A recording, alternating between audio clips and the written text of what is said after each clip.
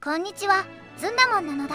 おかずにお目にかかります。令和最新版ナルコフレンザリショートスーパーロボット、嵐レイです。めっちゃ癖の強いやつ来たのだ。今日は何をするんですか？今日は以前やったザ・ファイヤーライズの韓国にフォーカスを当てたモッドが出たからそれをやっていくのだ。その名もザ・ファイヤーライズコリアクラス。韓国の有名人がたくさんいるな。ムンジェイン、ナムヒョン、イ・ジェミョン、ユン・ソンニョル、パク・クネなのだ。国家選択画面に韓国しかねえの。そりゃこのモッドの主役韓国だし、もちろん今回プレイする国家も韓国。それじゃプレイセットを読み込んだら早速ゲーム開始なのだ。目指せトンネル、ボタンのボタンをずつ潰せ。早速、大韓民国の詳細が見れるな。大韓民国はアジア通貨危機以来社会不安を解決できていないらしく、世界最低水準の失笑率は大韓民国の存続を脅かしているのだ。毎日成功しろのな。この動画を見ている人はもう分かっていると思うけど、あくまでこれはゲームのモッド、現実とゲームを混同しないようにするのだ。当たり前なのだ。あとその手やめろ。それじゃ韓国の現状について見ていくのだ。今の与党は共に民主党。2020年だし当然だな。大統領はムン・ジェインなのだ。指導者特性でノムヒョンの継承者がついていて、人口が若干減る代わり安定型社会自由主義に対する支持率が上がるのだ。今私友人、ノムヒョンと後をムン・ジェインが大統領になったんだな。なかなかなるじゃねえか。なんで上から目線なの？で、次は国民精神。国民精神一つ目はチェボルの支配。チェボルってなんだの？財閥のことなのだ。まあ韓国といえば財閥といえば韓国なのだ。ただ、地方化規模制に数がかかる以外は全部出ますと。これは財閥解体しないとダメですな。そんなことしたら韓国経済が終わるのだ。二つ目は深刻化する高齢化問題。韓国って出生率が1を切ったって言ってたのな。早急になんとかする必要があるのだ。ここは一家に一台嵐を置いて人口を増やしましょう。ロボットを置いたところで人口にはカウントされねえのだ。ロボットまで潰れてねえよ。三つ目の国民精神は元分以来の最大繁栄期。今は大韓民国国民の大多数が自国を先進国だと思っているし、それが当然のことだと考えている。生産効率上限と生産効率成長、工場出力なんかにバフがかかるのだ。4つ目は通貨危機の教訓。アジア通貨危機でウォンが一斉に投資家連中に売られまくって価値が急落、ドル建て借金が払えなくなった結果、韓国は一とが惨事なしだからね。二度とそんなことがないように韓国はドルをたくさん保有しているという時に備えているのだ。そして最後の国民精神はろうそく革命精神。前大統領パク・クネの退陣を求める市民運動が最終的に憲法裁判所の弾劾につながったろうそく革命。そんな世界的に見ても最も成熟した韓国の民主主義を表す国民精神なのだ。北韓と中国は4回として21世紀に入って間もなく政権交代した台湾、自民党がほとんど政権を握り続ける日本に至るまで、これらの国同士大韓民国とと成熟した民主主義国家はないな。そして国家方針はこんな感じ。少なくね。イベントで後からどんどん増えていく感じだからご安心を。ちなみに国家方針の内容は新型コロナウイルス関係なのだ。コロナウイルス懐かしいな。最後に工場とした艦艇、航空機の数。民需工場は20人、軍需工場は15、造船所は8なのだ。陸軍大国なだけあって師団数は50門。艦艇の方も空母2隻を含め76隻。戦闘機は818機と少し少なめ。研究枠は4枠なのだ。適当に決めておきましょうかね。そしてディシジョン場面には国体の勢力図があるのだ。青が与党の共に民主党、赤が保守政党の自由韓国党、オレンジが中道保守の正しい未来党なのだ。保守政党の自由韓国党は後に国民の力に名前が変わるよ。元が国会の過半数を取れていないとか気になるな。下の方にスクロールすると兵器輸出に関する項目があるのだ。自動法を売れるみたいだな。それじゃあやることやったし時間を進めていくのだ。早速日本に関する情報が来たな。現在の韓日関係は残念ながらあまりよろしくないのだ。徴用工問題にホワイト国リストからの除外、ジーソミア終了の危機と非常によろしくない。ムン・ジェイン政権は日本に対する強硬姿勢を崩していないし、当面は投資法もならないから投資だ。次は北韓の情報が来たのだ。政権調整から半世紀、2018年には三軍村宣言が出されて経済の期待感が高まったけど、その後のハノイ米朝首脳会談が何度成果も得られずに終わると、北韓は大韓民国に対して再び敵対姿勢を見せるようになったらしいっすの。対するを潰しませんか？まあ待て待て、一応同じ民族だね。ご安便に。次は中国。あ韓国最大の貿易相手で開口対象である中国。しかし近年では経済依存と戦略的緊張が複雑に絡み合っているのですな。中国は大韓民国にとって経済上重要ではあるが、もし中国がアジアに新秩序を打ち立てようと我々の自主権を信頼するとき、大韓民国はどのような選択をすべきなのか。時間だけが教えてくれるだろう。最初の国家方針が完了。2020年という区切り、前の10年を振り返ってみると、非核化交渉の停滞、セノル号、ろうそく革命、ピョンチャンオリンピックと実に大変だった。次の10年はきっとより良いものになることを切実に願うのだ。いきなりこれかよ。とりあえず対策を練らないと。リシソン仮面から国内のコロナの感染状態を見れるみたいだね。まだ300人か。今もう300人も間違いだろ。とりあえず感染者の以前の行動ルートを調べるのだ。日常速報江南感染者の動線公開というタイトルがコミュニティの急上昇に上がると、皆が無意識に投稿をクリックした。そこではコロナの追加感染を防止するために政府が公開したコロナ感染者の1日が緻密に書かれており、他人の目にさらされていた。芦原区感染者動線案内。18時35分から21時高台入口駅の宮台。21時22分から21時34分 GS コンビニ高台入口店。21時54分から8時30分テーマホテル。8時30分から9時30分イムンリュウカムジャタン専門店。コメント欄はすぐに炎上した。こいつ昨日ホームラン打ったな。こんな時にやってんのか。追い流ずに言ってみろ。人じゃねえ。人は誰かの素顔をネタにして一日の退屈さを紛らわせ、他人の実名ではなく行動経路だけでその人を規定する。そして今日もコミュニティには新たな行動経路が投稿された。誰かの日常が皆のおもちゃとして再び浮かび上がっていた。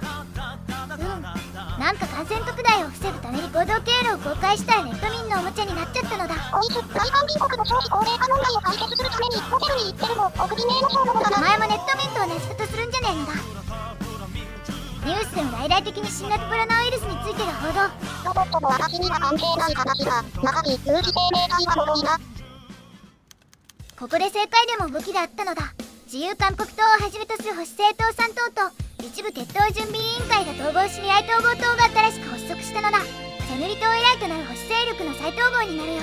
もしかして政権交代するのか。マー民主党がちゃんと政治をやっていればならないでしょう。コロナウイルス対策はワクチン研究の開発に進むのだ。科学関係させろのな。今度は原油価格の高騰とのニュースだ。それに伴い各国株価が急落しているのだ。サウジアラビアと無添加商法停止しているらしいが、あいつらは何をなっているんだ。それに伴い我が国にもすぐに第3次オイルショックとして影響が波及。経済成長率がすでにマイナスになってるらしいっすの。ただでさえコロナ対策でくっそ忙しいってのにオイルショック対策もしなきゃいけないのか。と言っていると貿易規則を無視して集会を開いた宗教団体で大規模集団感染が起こったらしいの。神はコロナから信者を守ってくれなかったのだ。国家方針は休校令に進むよ。学校は閉鎖だ。リモートで授業を行え。休校令。元来学校に行きたがる学生は誰もおらず、伝染病が発生した時は休校令が下りるのが常であった。同様に休みが終わる頃、休みが終わらないことを願いながらも学校に何かの天変地異が起きることを願う人々も常に存在した。しかし誰もがその願いが叶うとは思ってもいなかった。いやマジで俺ら学校行かないって。ナイス。よっしゃーもんは就任パーティー募集。先着順9人まで受ける。いつまで学校行かないってわからないって。オンライス無人大統領万歳。友人たちの反応は様々だった。そりゃあ学校行かなくていいなんて当然みんな喜ぶだろう。私もそうだし。私もマインクラフトでもやってみるか。どれどれ。ログイン ID がカイザーライヒプラネットアースット。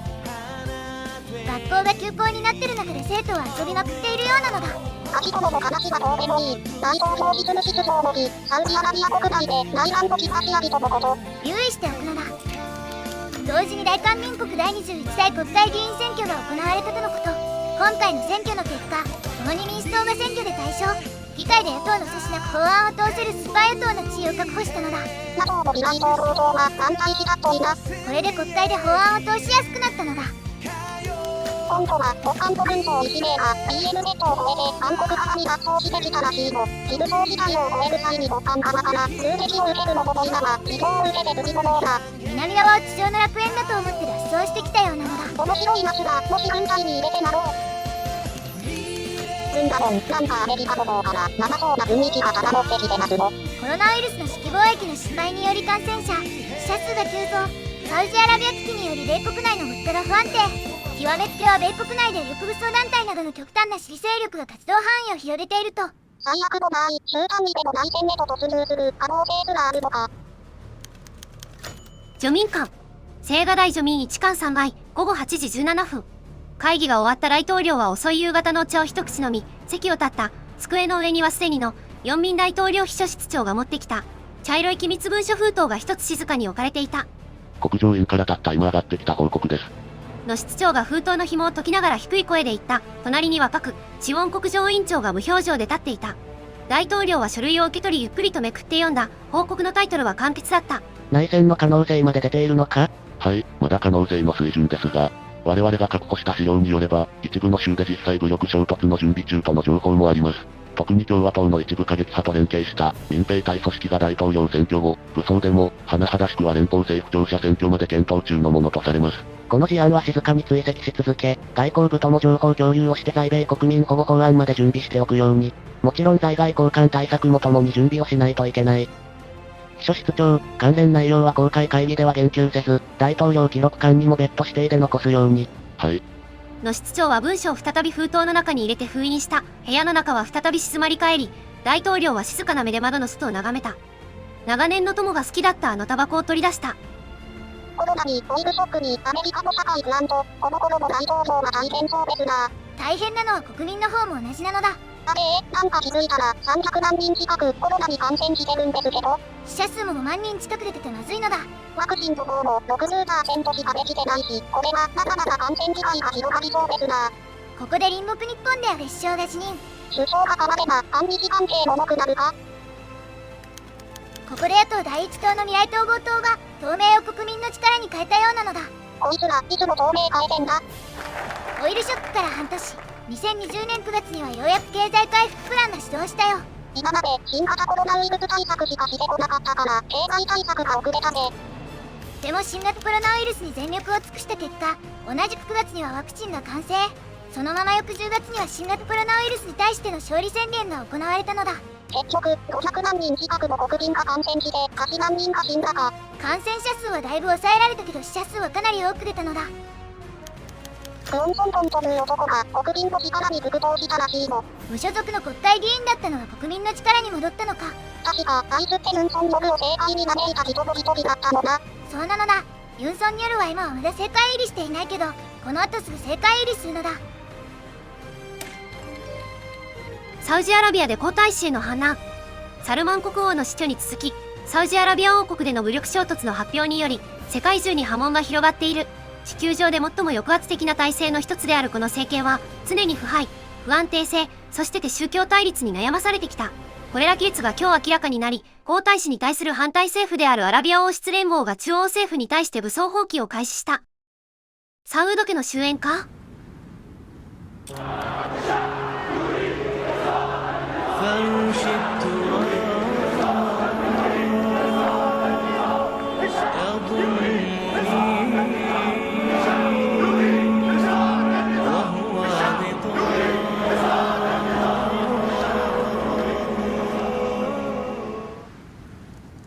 サウジ国王が新型コロナウイルスに勝てずに崩御したという報道が外信を通じて伝えられた。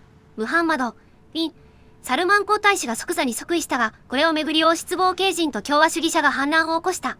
米国と中国をはじめとする兄弟国が各自の支援組織を決め、この内戦に介入し、中東は燃え上がった。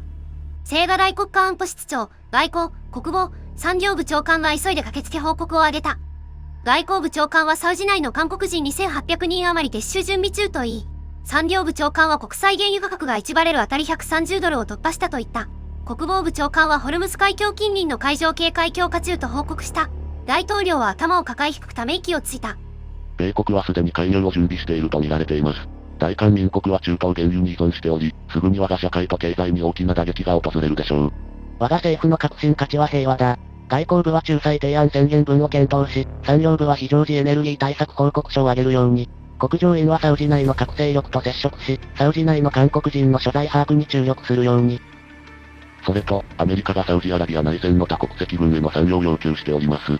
拒否する場合は在韓米軍の撤収を行うとのことです。派兵の準備をするように。アメリカの要求というか脅しの結果、韓国はサウジアラビア王国に3000人の兵を派遣したのだ。ランキーで大韓米軍を撤収するとかずるいだろ。肝心の米国を国内の情勢不安を理由に多国籍軍への不参加を表明したのだ。今更何言ってんだこいつ。先月はサウジアラビアで28名が亡くなったようなのだ。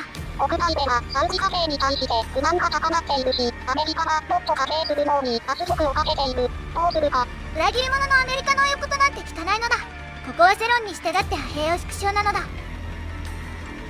バイデンがアメリカ大統領選挙で勝ったみたいだもん。これに共和党の過激派はどう動くのか。砂漠にて焼けるような熱気と果てしなく広がる砂丘は、遥か異国の戦場に投げ出された兵士たちの精神を蝕んでいた。リアドへ向かうある名もない道の上、私が守るべきは祖国の知恵はなく、いつの間にか色あせた同盟の名分だけだった。今日の午後、静寂を破り現れたのは馴染みのあるエンジン音を持つ一覧の戦闘機だった。地上支援のために出撃したサウジ王国空軍である。あそこを見ろ、味方空軍機だ。そうだ、一掃してしまえ。残望の中で少しばかり安堵のため息が漏れ出た。そして閃光が私の視界を焼いた。私の目の前にあった我が軍の臨時幕車が紙切れのように引き裂かれたのである。空から降り注いだのは支援の砲火ではなかった。同盟の鋼鉄の破片だった。続いて到着した電文は厚顔無知極まりないものであった。座標5人。短く打電された電文にはいかなる謝罪や遺憾も込められていなかった。燃えてしまった装備の残骸と黒くすすけた戦友の死体の前で、私は今や誰に向けて銃口を向けるべきなのかわからなかった。我々をここへ追いやったワシントンの彼と我が祖国、今や誰が敵なのかもわからなそうなこの真実。私がここにいなければならない理由は砂漠の蜃気楼のようにつかめなかった。一体俺たちはここで何をしていたんだ。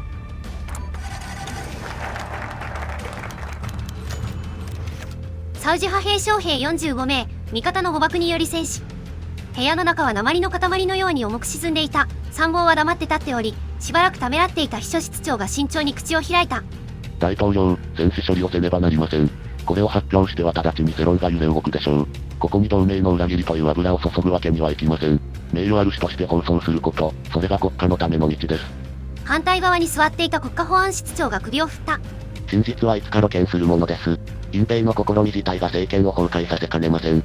死んでいった兵士たちの名誉のためにも、我々はサウジに責任を問わなければなりません。私は頭を下げたまま彼らの言葉を聞いた。経済はすでに揺らぎ、支持率は底を探っている。遺族通報、連邦軍共助、責任所在、保証、どれとして軽く流せなかった。遺族に先に知らせ事実関係を公開し連合軍に公式に抗議する。短期的には打撃が大きいだろうが、これが正しい道ではないだろうか。それとも深く埋めておくべきか。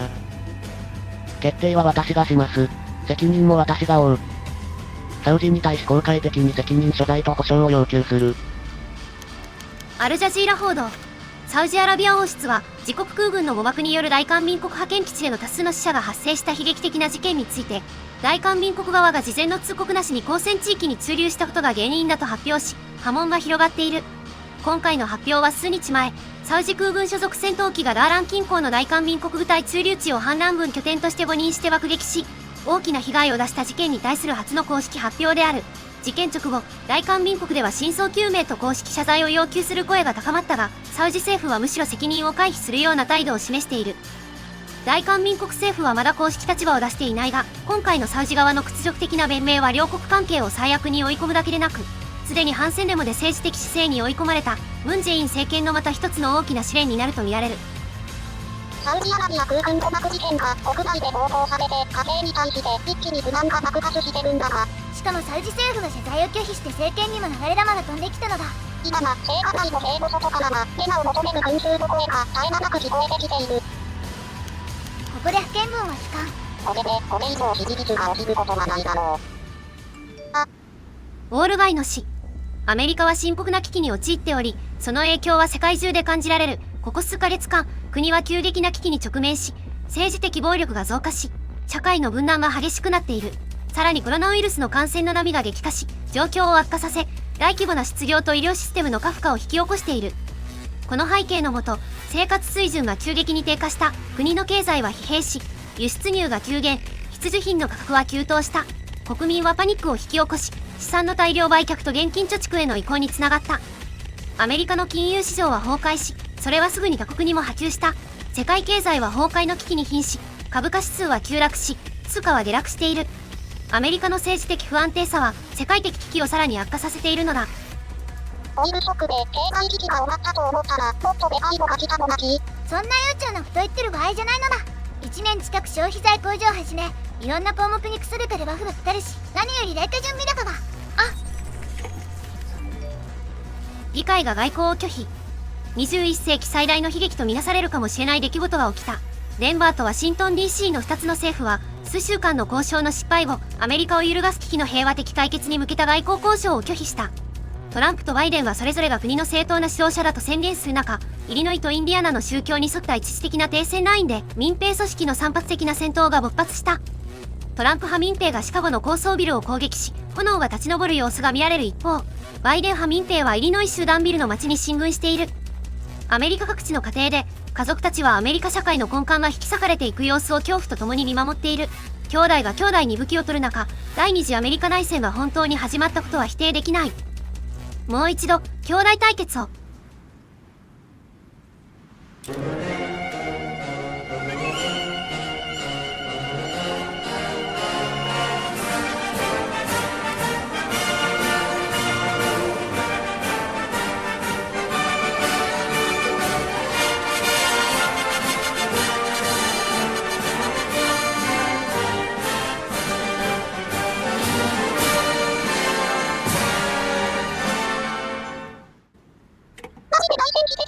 そんなこと言ってる場合じゃないのだ。韓国がいざという時に保有していた大量のライトで全部活球になっちゃったのだ。奈落だ。文字通り奈落だ。アメリカが崩れた。神の祝福を受けたち、共産主義を退け資本主義の生きる栄光として君臨していた帝国が、ある日の朝に虚しく崩れてしまった。たかが選挙結果に対する不服のせいでトランプとバイデン、その2人の人間の意地が呼んだ内戦はアメリカを引き裂いた。世界の警察は自らの喉元に銃口を向け、コロナから始まった小さな火種はついに全世界を燃やしてしまった。そして我々はある日の朝に国家不渡り状態になった。ニューヨーク証券取引所が止まるとコスピは地下を突き抜ける勢いで下がり、基軸通貨だったドルは紙切れになった。一体なぜだ？我々が何を間違えたというのか？我々はコロナと戦った。世界が疫病の脅威に怯えている時、我々は軽貿易という名で耐えた。骨を削るソーシャルディスタンス、自営業者の犠牲で防衛線を構築した。サウジアラビア国王の急逝とそれに続く王子の乱、原油価格高騰の前でも我々は歯を食いしばった。国民の反対と非難を享受してでも中東へ派兵を決定した。それが韓米同盟を守る道だと信じたから。アメリカの要請に従うことが北東アジアの安保、我々の生存を保障される唯一の道だと信じたから。ところが我々は惜しい将兵たちの命を死地へ押し込み何を得ようとしたのか。これから我々はどうなるんだ。重要な同盟国もいなくなったしどうなっちゃうんだ。もしかしたらドッカンが攻めてくるかも。今すぐに攻めてくることはないでしょう。あいつらどうせコロナで死んでるだろうし。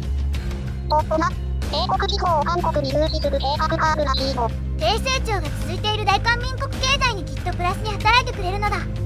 今度は韓国国内に取り残された大韓米軍に関する問題か。今回は武装解除させるのだ。そして国家方針は細部になるのだ。燃え上がる炎。ただありのまま成功と挫折の多山の石になればいい。よくやったことはよくやったなりに、ダメだったことはダメだったなりに評価され克服できればいい。ムン・ジェイン大統領も覚悟を決めたな。もうじき選挙だし、そこで国民から審判が下されるのだ。ブルーアーカイブがリリース。そういえばこの時期にリリースされてたか。韓国経済にほぼ低トプラスなのかね。数値は変わらないけどイベント分残ってるからよし。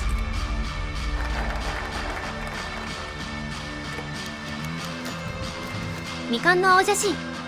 青瓦台の執務室の窓の外に見えたソウルの灯りが一日一日違って感じられ、任期の最後の日々が音もなく積もっていた。彼が描こうとした道は明らかだった。分断の鉄柵を崩し、傾いた世の中を正すこと。しかし彼の足取りはいつも理想と現実の境界でためらった。胸に残ったのは家業の完遂ではなく、未完の青写真が与える苦しさだけだった。結局彼は歴史の偉大な建築家も断固たる革命家にもなれぬまま、ただ静かに退場する人となった。運命。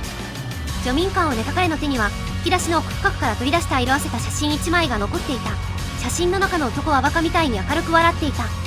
もしかすると彼に出会わなかったら私は安楽に暮らしていたかもしれない。しかし彼の熾烈さがいつも私を覚醒させ、彼の不在さえ私を再び彼の道へ導いた。彼は遺書に運命と書いたが、いざ彼が残した宿題に閉じ込められ身動きが取れなくなったのは私だった。人が住むに値する世の中という我々が共に描こうとしたその青写真は、疫病と戦争で汚れた世界の中で一握りの理想として散った。世の中はさらに過酷になり、私はその宿題をついに解くことができなかった。あなたは運命から解放されたが、私は依然としてあなたがいないこの世の中で道に迷っている。写真の中の明るい微笑みが再建されなかった答案用紙を見下ろしているようだった。胸が痛む。至らないともで申し訳ないという感情だけだ。運命だ。友であるノムヒョンの後を追い大統領になったものの、理想は叶わず結局大統領を辞めてしまったか。悲しいな。さあ、もうすぐ第20代大統領選挙なのだ。再び共に民主党か、もしくは政権交代で国民の力か。ほら、ワクワクするぞ。発足方針には大統領選挙のものが追加。イ・ジェミョンかユン・ソンニョル、この2名が有力候補なのだ。今はまだ実行状態だな。それじゃあ僕たちが支援する候補を決めるのだ。とは言っても、7個ももっとイリエチョンルートが開発中だから、無条件でユン・ソンニョルなんすけどね。それじゃあ今回は国民の力、ユン・ソンニョルを選択するのだ。ダークホース。サムスン生命で働いていたキム・ジョンフンは今日一日が楽しく感じられた。運動権のゴミどもが汚した社会の価値を復旧させる時が来たんだ。義務警察服務時代、保守主義が強く刻印された彼にとって、ムン・ジェイン政権はまさに地獄であった。ピョンチャンオリンピック閉幕式で北韓のキム・ヨンチョルが訪南したというニュース、チョグク法務部長官が社会主義政策が必要だといった発言、チョグクの後に入ったチュミエ法務部長官のユンソンによる検察総長との葛藤と検察総長職の解除、彼には運動権の従牧主義的野心が着々と実現されているように見えた。そうした途中、ユンソンによる検察総長が国民の力に入党し、政治活動を広げると、自然と彼に関心を持つようになった。周囲では政界や行政での経歴がない人物という人もいるが、それに何の問題があるのか。彼が追求してきた正義ある法治主義の観点を見れば、間違いなく全てうまくいくだろう。もちろんだと思う。初めての大統領選挙ですもん、ワクワクしますね。両陣営とも熾烈な選挙運動を行っているのだ。イリエチョン陣営はユン・ソンニョルに比べて政界での経験誤差を緊急に訴えているな。負けじとユン・ソンニョル候補も演説を実行。危機の勧告を再び生かし崩れた正義と公正を取り戻してくださる大統領候補、ユン・ソンニョル。おはようございます。今日久しぶりにこの順天に来てみると、自由民主主義精神に従ってする民主化運動ではなくどこか外国から輸入してきたそんな理念にとらわれて、私もこの政権を交代せねばならず、民主党に入ることができないため、やむを得ずこの国民の力を選択しましたが、今なんて言った。こいつ、やむを得ず国民の力を選択したとか言ったの。失礼してんじゃねえか。そんなおしゃべり棒を見せつつもしっかりなっているの。アンプは保守。保守しか勝たん。アンプが保守なら、奴らは入国。こうやって脱税を学習していくのだ。クソすぎる学習やめろ。そして我々は第三の勢力、アンチェルスに協力を仰ぐよ。当然とさ。アンチェルス大統領候補には出馬を辞退してもらって、野党候補の一本化とユン・ソンニョル支持を表明してもらうのだ。弁当街道。候補、お会いできて嬉しいです。今日も本当にいい一日だと思いませんか？普段から彼を快く思っていなかったユン候補だったが、予備選で勝利してからそれほど時間は経っておらず、気分は最高潮に達していた日だった。はは、我が代表のおかげが大きいよ。位代表が若い友人たちの心をうまく振り向かせてくれた。候補、ちょうどいいお話をされました。もしや、若い世代に対する複雑な支援制度を一元化することについて考えてみられましたか？社会が運営される体系においてあまりにも多くの法と制度が存在すれば混乱だけが加重され、いや、中国間の控訴有法が真を倒してから最初に行ったことの一つは、効果に従い網の目のように細かく組まれ過度に過酷だった真の法令を。その後しばらくの間、ユン候補は静かに代表の話を聞いているだけだった。代表、よくわかったよ。ああ。ところで、弁当が本当に美味しいじゃないか？二人はしばしお互いの顔を見つめては無言で弁当を食べ始めた。候補、私は講習で日程がありますので先に行かせていただきます。会ってくださりありがとうございます。彼はただ虚しく弁当だけを見つめた。ユン・ソンニョルって国民の力を通すと仲悪いんか？まだ会わないだけかと。なるほどな。あ、なんかロシアのプーチン大統領がコロナウイルスで亡くなったのだ。世界では今がコロナが猛威を振るっているのか。ロシアの次期大統領選に影響が出るかもなのだ。アンチェルスの行方が達成。どうだった？アンチェルスは野党候補の一本化に合意してユン・ソンニョル支持に回ってくれたのだ。こうして野党一本化に成功したユン・ソンニョル候補が大韓民国第20代大統領選挙に勝利。大統領もちゃんと変わってるのだ。まさか政界入りしてから1年目で大統領になれるとは。政治に対する監督が未成熟な上調子に乗ってるから何しでかすかわかんないのだ。国家方針もユン・ソンニョルのものに一新。早速内閣発足に関する国家方針を進めるのだ。そして立証場面にもユン閣席というものが追加。これは何なんだ。政治的に未熟なユン・ソンニョルは仲のいい政治家を側近に置けるのだ。側近に置く政治家によっていろんな効果があるよ。まずは政治力獲得量が増える本順家を側近に置くのだ。そしてユン・ソンニョル大統領は経済成長のための政策を開始。オフィスがたくさんもらえるね。さらに大統領室を青瓦台からヨンサンに移転。大統領がいつも国民のそばで働いているという印象を持たせるのだ。ヨンサンに移転できたの。ミッション場面に大統領室の項目が追加されたよ。予算の調整とか参考に支援したりとかができるといいな。あとは焼酎一杯を飲めるのだ。嫌だから焼酎一杯飲めるのだ。今それがわかるわ。なんで大統領室の項目内に焼酎飲むとかあるんだの。大統領様の機嫌が良くなるのだ。仕事中だもん。あと酒は一緒に飲むなって言われてたのだ。でもお酒飲まないとストレスで死んじゃうから。ボカンボナスが軍事行為で定められた暗礁区域に攻撃を行ったみたいだの。ちょっとアメリカが崩壊したからって調子乗りやがって。さらにユンコも飛ばしてきたの。もう国中クソマニアや。お腹が空からクソが。さらに北朝鮮のクソ攻撃に合わせて人民解放軍の台湾周辺海域の閉鎖を実施してのこと。日本とその同盟国のオーストラリアが激しく反発してるが、これで引き下がる相手とは思えないな。その後も中国の挑発は続き2022年の10月には金門島を占領。12月に入るととうとう台湾島の軍事施設に向けたミサイル攻撃が始まったのだ。これもう戦争始まってるのでは。いやまだ正式な戦争状態ではないのだ。台湾の危機だというのに大統領は何をなっている。大統領は国民の力投資だったイ・ジュンソクが代表を辞めたことに喜んでいるのだ。何なってんすかね。しかもテレグラムで金口叩いてるところをマスコミに抜き抜かれてますなん。まあ何はともあれこれで党との対立も静まるのだ。戦争の仕方。中華人民共和国の台湾侵攻。第4次台湾海峡危機は中華人民共和国と台湾の中華民国の間で全面的な紛争へと発展し、かつての国民党の台湾海峡への亡命で終結した中華内戦が再び始まった。数百機の戦闘機が島の上空を飛行し、空中戦を展開する中、中国海軍は完全に動員され、台湾本島と連邦諸島の最初の上陸と中国と台湾の海軍による即時の開戦が報告されている。台湾全土に戒厳令が敷かれ、中華民国軍は完全動員体制に入っている。また沿岸警備隊からはすでに中国の上陸用舟艇が台湾海峡を渡航中との目撃情報も入っている。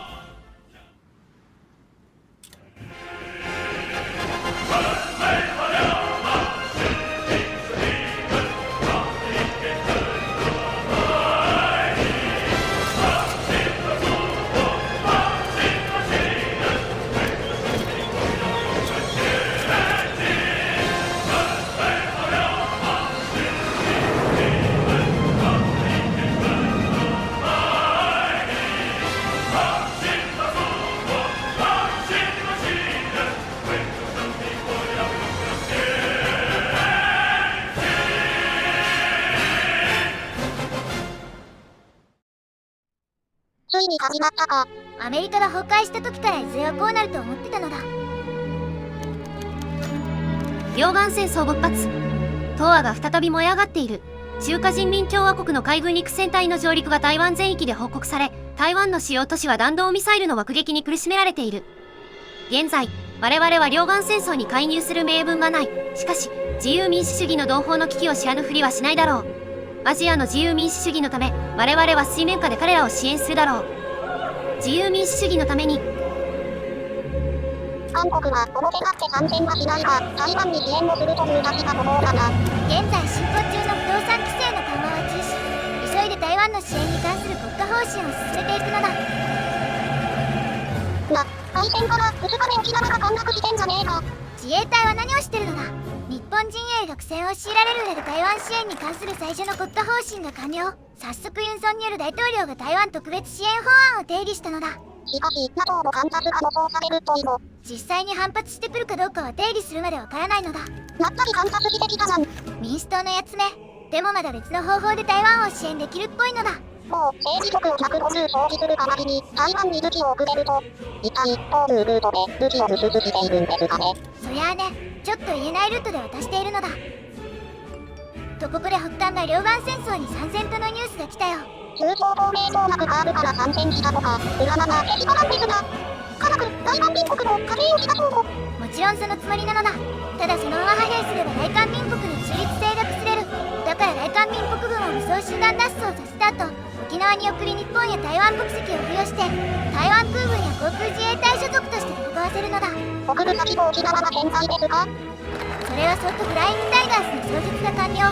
沖縄に送ったはずの韓国軍は自衛隊や台湾軍として戦っているよ。君は俺の敵。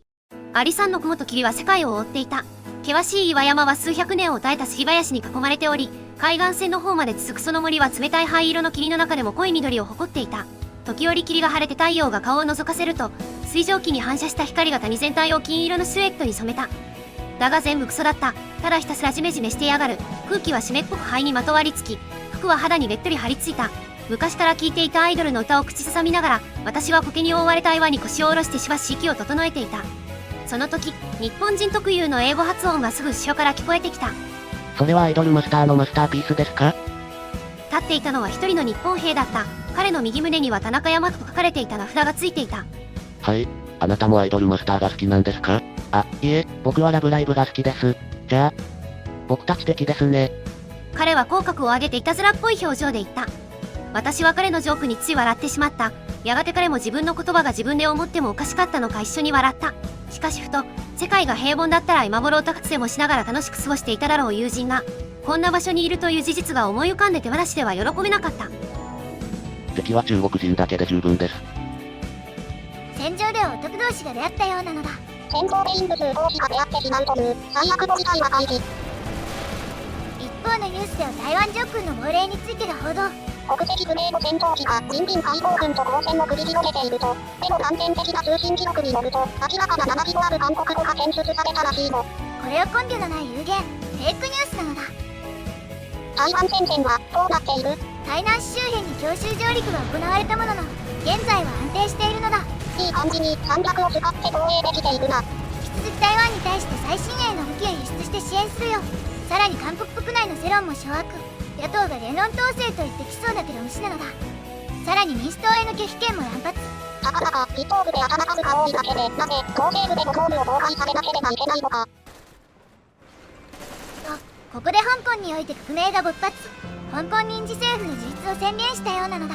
この香港における革命は中国共産党による市政が失敗したことを証明するべきことだ。我々自由民主主義陣営は必ず勝利する。ここで国間がミサイルを発射したのだも。でも目標地点に到達する前に海上に落下したようなのだ。引き上げられた発射台と接合部とリベットが不規則的なのだ。技術力の低さが露呈したな。で、今は何をしているんだ？これはただのサボタージュだから安心するのだ。なんか上海で大規模な爆破テロが起こったの。これ明らかに大韓民国の仕業なのだ。一体何のことやら。そして2023年7月7日に中華人民共和国は台湾島から全面撤退。ここにて約半年にわたって続いた両岸戦争は自由民主主義陣営の勝利で幕を下ろしたのだ。台湾は独立を維持。ベトナム戦争以降、東アジア最大の武力衝突が終結した。中国人民解放軍、中華民国空軍、自衛隊、そして世界最先端の軍事力を持つ数カ国が参加したこの戦争は、世界で最も人口密度が高く、豊かな地域の一つを焼け野原にした。そして、世界中の無数の目が見守る中、戦争の結果が明らかになった。太平洋条約機構に支援された台湾は、一見強大に見える人民解放軍に抵抗することに成功し、中国軍は金門島を含む台湾の領土からの撤退を余儀なくされた。このニュースに多くの人々が信じられない思いでいる。結局のところ、中国は軍事力と経済力で絶対的な優位を持っていたからだ。しかし、この驚きはすぐに喜びの感情にとって変わられた。東京からキャンベラまで、各都市で自然発生的に祝賀パレードが行われ、自由民主主義連合による権威主義体制の打倒を祝福している。一方、北京では暗い影に覆われたままだ。中国共産党と習近平はこの敗北以上に大きな問題に直面しようとしている。両岸戦争勝利。ついに戦争が終わりました。中国の台湾侵攻で触発された両岸戦争は、我々の決断力ある介入で終止符を打ち、我々の努力は尊い勝利として結実しました。しかし、戦争の影はまだ完全には晴れていません。敵は倒れたのではなく、しばし退いたに過ぎません。数多くの戦友たちが光を見ることなく戦場に倒れましたが、我々は彼らの犠牲を忘れないでしょう。彼らが夢見た平和な大東亜を作るため、前へ進みましょう。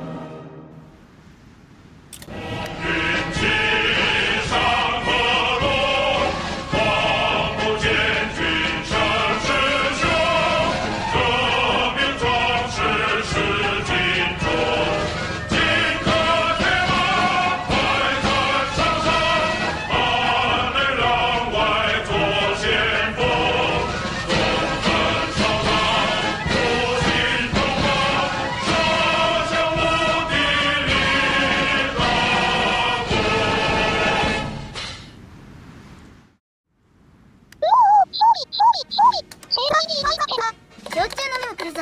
いや、まさか勝てるとは。大東上閣から台湾支援の強行したのが正解的だな。本当なのだ。でももし負けてたらと考えると恐ろしいのだ。もし負けたら、大東上がクーデターを起こして、戒厳令を引くなんてことはないもんな。まさか、死刑になり込むなのにそんな危険な賭けしないのだ。だもんな。で、そんな妄想の話は置いといて、先の両岸戦争で和田軍の構造的脆弱性が露呈したのだ。刻一刻と戦場加減化する現代戦に対応できていない指揮体制、希望していないに等しい諸兵加減行動力、長官に評価をもらうためだけに成り下がった訓練。それも、今すぐ改善が必要な問題だな。そのうちなんとかするのだ。一方の中国では習近平が軍部によって追放。次は一体誰が指導者になるんだ？更新。灰色の空の下、ソウルのセジョン王子は人並みで埋め尽くされた。両岸戦争勝利以降初めて開かれる国軍の日、その意味は過去のいかなる時とも比較できなかった。K2 黒氷戦車の轟音がアスファルトを揺るがし、空では KF21 編隊が方向し通り過ぎた。市民たちは歓呼し、太極旗を振った。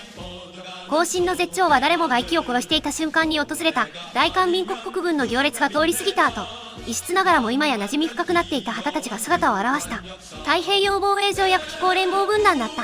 オーストラリア軍の砂漠迷彩服と台湾海軍陸戦隊の青い軍服に続き、ついに日章旗を掲げた陸上自衛隊員たちが節度ある歩みで国家門の前を行進した。わずか数年前なら怒号が飛び出した光景だったが、今は違った。日の丸をなびかせる自衛隊に向けソウル市民は歓呼をした。台湾海峡の砲火の中で背中を合わせ戦った記憶は過去100年の歴史よりも大きかった。お互いに向けた憎悪は生存へ向けた切迫した熱望の前に席を譲り、広場を埋め尽くした歓声は異質な軍服を着た同盟軍全員に響き渡った。君と僕が共にならば全てに勝ち抜けるだろう。国軍都市に合わせて首都では盛大なパレードが開かれたもんだな。さらに我が国は正式に太平洋防衛条約機構に加盟。いざという時は共に戦うのだ。これでしばらくは安泰かな。一方の中国では新左派が権力の座についた模様。習近平が倒れただけで今後も共産党政権が続くか。胡春と国家主席はテレビにて共産党の改革を進めると宣言したのだ。一体中国はどこに向かっているんだ。さらに日本と中国の間で日中冷戦が始まったのだ。戦争が終わったと思いきやすぐに冷たい戦争が始まるのか。すでに世界中が日中による全面戦争が起こるのではないかと不安視しているのだ。もしかして韓国もこの戦争に巻き込まれるのか。いずれは我々も戦わなくてはいけない時が来るかもしれない。であればその日に向けて我が国は変わらないといけないのだ。資源も人も少ない我が国が目指すところ、それすなわち事実躍進。大韓民国は来たるべきその日に向けてイノベーションで第二の漢方の奇跡を起こすのだ。国家と命運をかけ次世代技術の確保に総力を挙げるの。でも次世代技術ってなんだ。なんだろう。わからないんかい。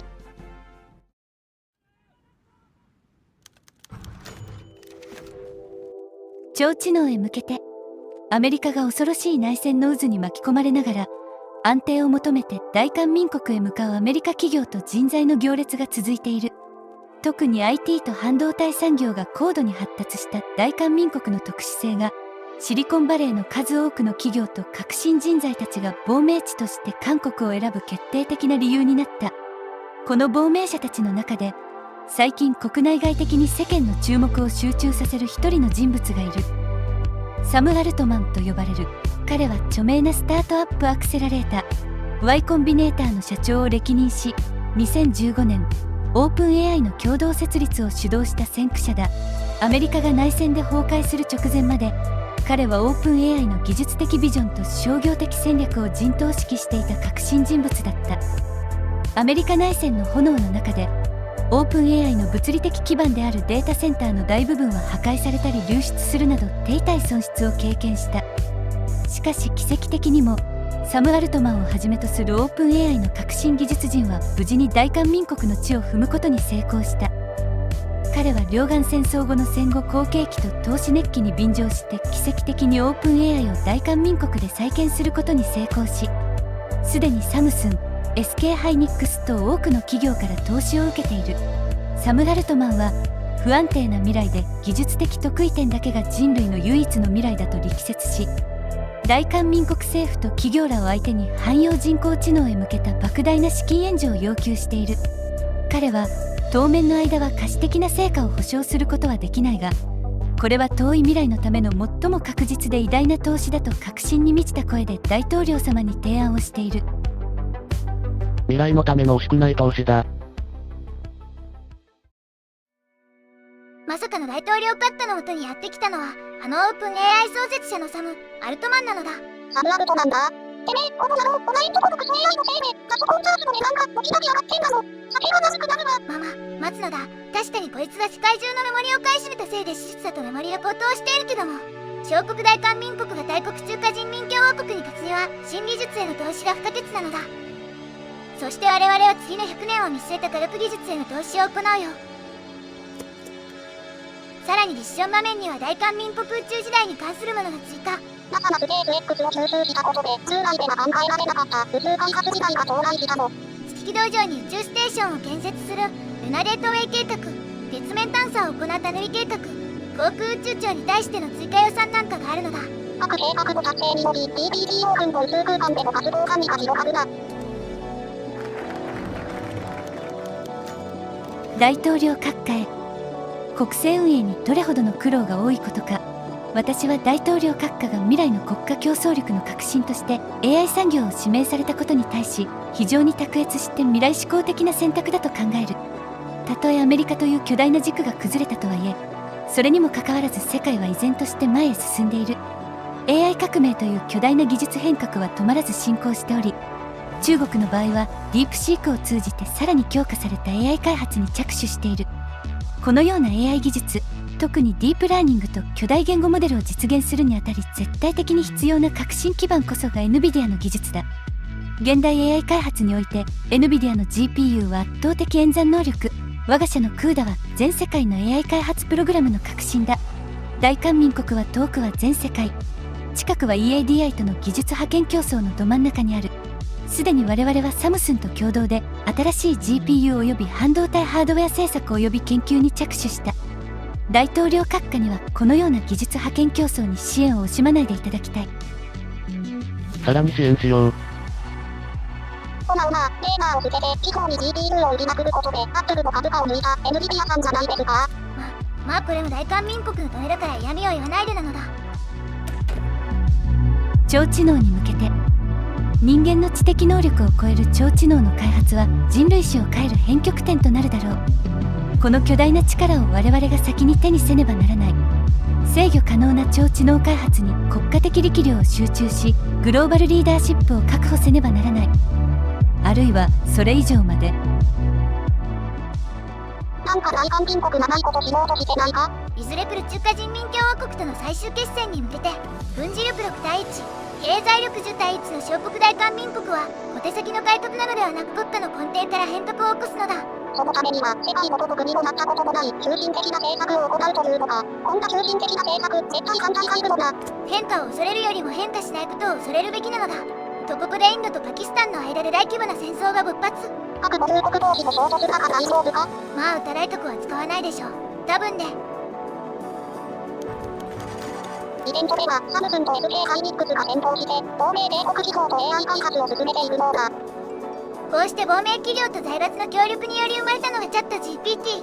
この世界だとアメリカと韓国で研究されリリースされた AI だぞ。2024年3月21日に公開された後、5日で全世界100万人の使用者を突破したのだ。チャット GPT のリリースは1990年代のウェブブラウザ iPhone の登場に勝るとも劣らないゲームチェンジャーなのだ。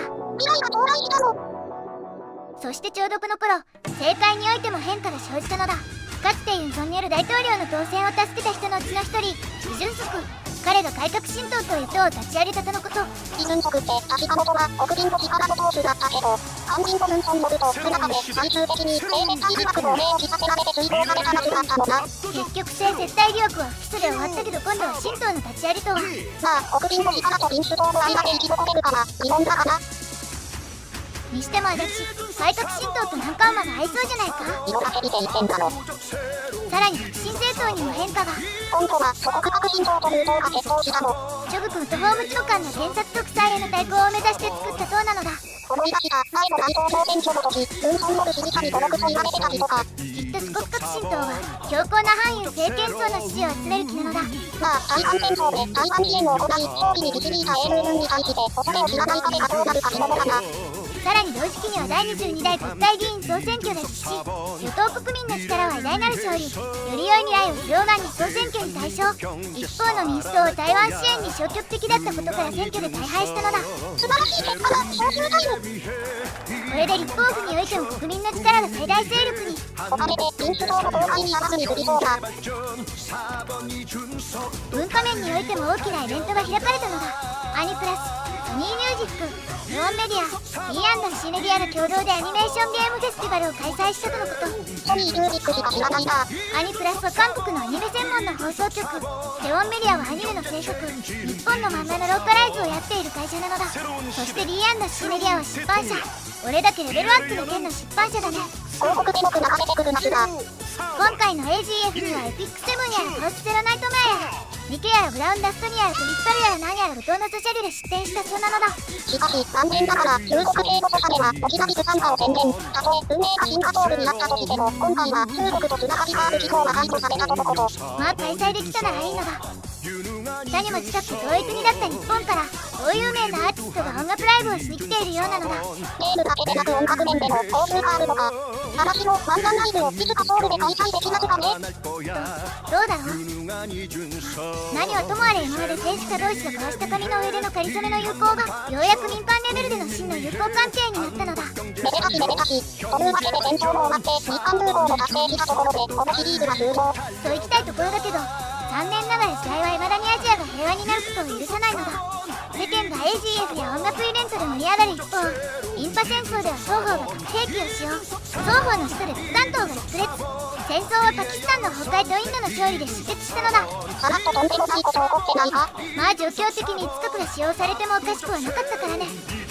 その後核攻撃で国が崩壊したパキスタンには人民解放軍が侵入。あくまでも人道支援と言ってるな。嘘って絶対親中政権の実質のためなのだ。さらに中華人民共和国主導で東アジア防衛構想、通称 EADI が正式に発足。中華人民共和国と再び戦闘になる確率が高まったな。黄金の時間。アジアで戦争の傷はまだ癒えきってはいないが、ソウルの夜はどの時よりも明るく輝いていた。台湾再建事業の契約を取った大企業の課長は少し無理をして妻のプレゼントを買い、彼の肩は自負心で広がっていた。米国の崩壊と中国との戦争という未曾有の危機を乗り越えた国民たちは、まるで長いトンネルを抜け出した人々のように降り注ぐ日差しを満喫していた。この平和がどれほど続くか、この豊穣がいつまで続くかは誰も知らなかった。しかし少なくとも今日、今この瞬間だけは誰もが幸せだった。現在の大韓民国経済は非常に好調。各地域においてコットの指導で工場やオフィスが建設中なのだ。さらに首都ソウルにおいても広域鉄道の建設計画を前倒しで実行。ソウル銀国がさらに発展するぜ。そしてコットを根底から変える超知能 AI の開発も極秘で進めるのだ。我が一生祖国と隣国のために。しかし一体こいつは誰なんだ。2025年に入り外交面でも変化が見られたのだ。対南戦争以来一切の貿易を中断していた中華人民共和国と貿易を再開。もともと韓国最大の貿易相手だった中華人民共和国だし、台湾戦争で一度中断した貿易の再開も当然ではあるな。ただ台湾戦争で我々大韓民国が優位であったのにもかかわらず、今回の貿易再開の交渉は大韓民国側から持ちかけたのだ。貿易がずっと途絶えたら経済に大きな影響が出るのは明らかに大韓民国かな。絶対足元を見られている。その一方で日本主導の経済圏である PEC、太平洋経済共同体にも加盟。貿易先を分散してリスク回避だ。それにしてもこの PEC 加盟イベントの文章って元ネタがなんかあるのかな。なくってんじゃねえの。政治、文化、経済、外交ときたらお次は軍事。確か先の対韓戦争で韓国軍隊でいろんな問題が露見したんだったのな。まずは軍全体の現状から。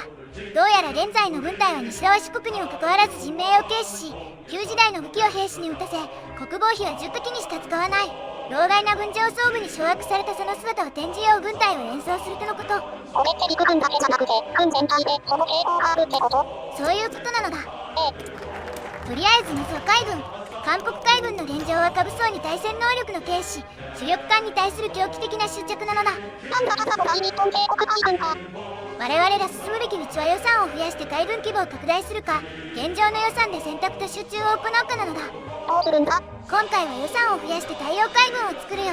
駆逐艦と空母を作りまくるのだ。今度は陸軍。現状の陸軍は装備が90年代の米国レベル。通信体制と補給体制、指揮能力も低いよ。軍機も非常に低く、戦闘のための軍隊じゃないのだ。どうしようもないな。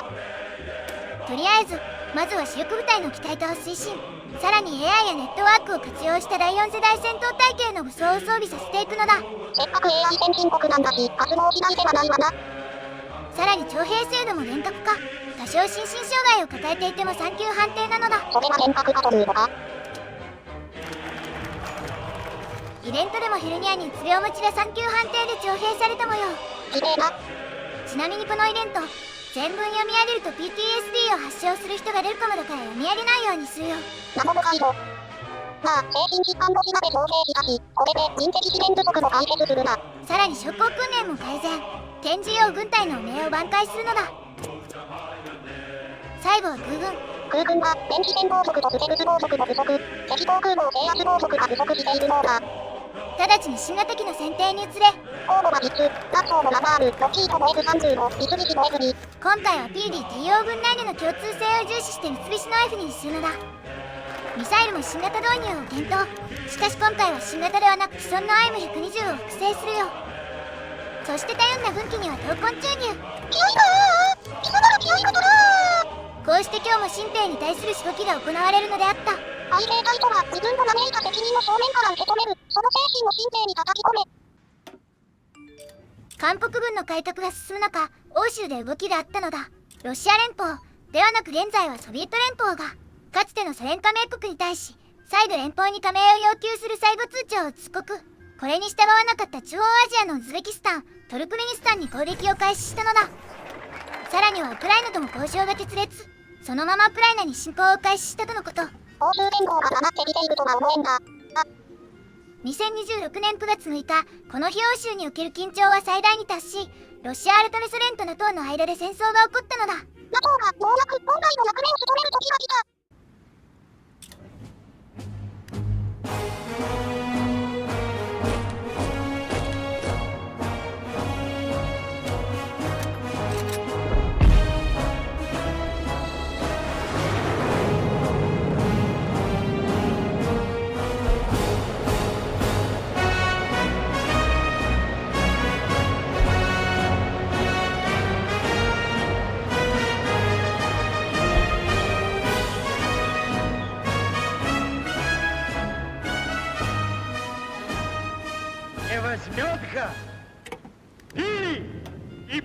欧州大戦が進行する中、韓国では5年ごとに行われる大統領選挙の時期になったのだ。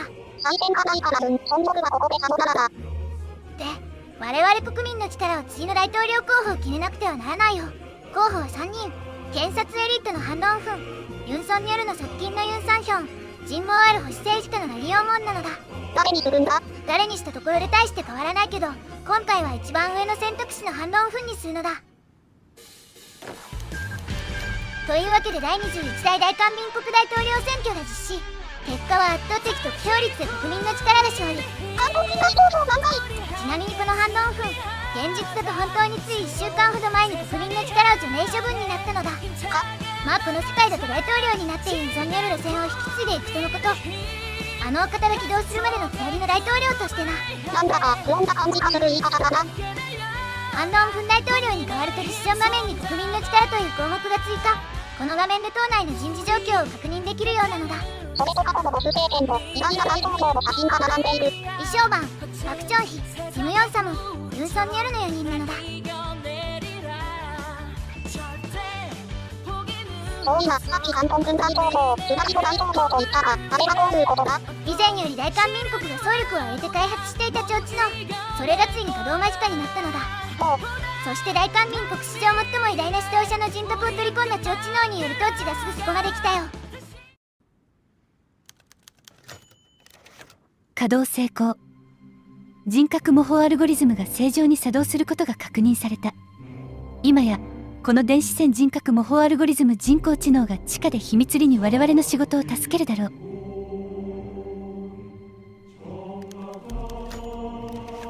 初めて目を開けるや否や、したことが何かわかるか？